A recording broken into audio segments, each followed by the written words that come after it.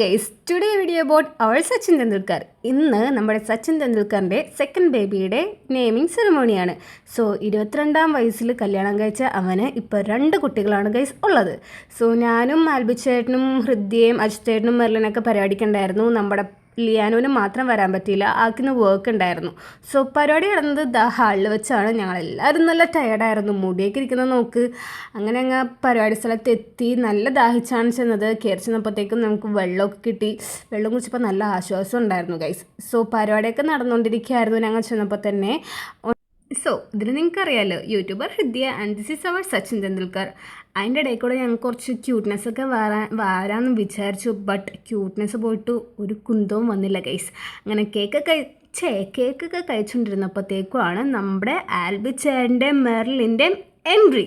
അങ്ങനെ അങ്ങ് സംസാരിച്ചുകൊണ്ടിരുന്നപ്പോഴാണ് ഗൈസ് ഞങ്ങളൊരു കാര്യം കണ്ടത്. ആൽബിച്ചേട്ടൻ്റെ മാല, മെർലിൻ്റെ മാലയാണ് ആൽബിച്ചേട്ടന് ഇട്ടേച്ച്. നല്ല ഭംഗിയുണ്ടായിരുന്നു ആ മാല കാണാനായിട്ട്.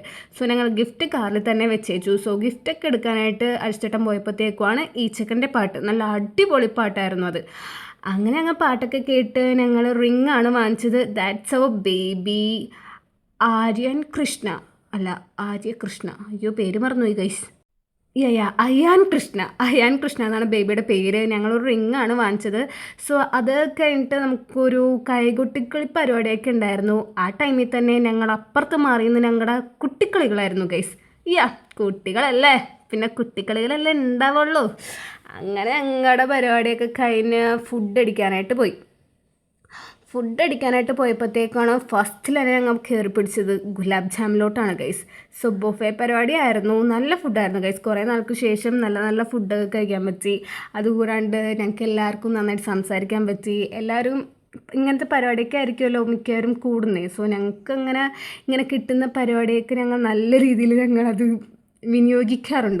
സോ നെക്സ്റ്റ് നമ്മൾ എക്സ്പെക്റ്റ് ചെയ്യുന്നത് നമ്മുടെ ആൽബിച്ചേൻ്റെ മെർലിൻ്റെ ബേബിയാണ്. സോ ഗൈസ് നിങ്ങൾ പെട്ടെന്ന് അമ്മ അച്ഛനാവാൻ ശ്രമിക്കുക ഗൈസ്.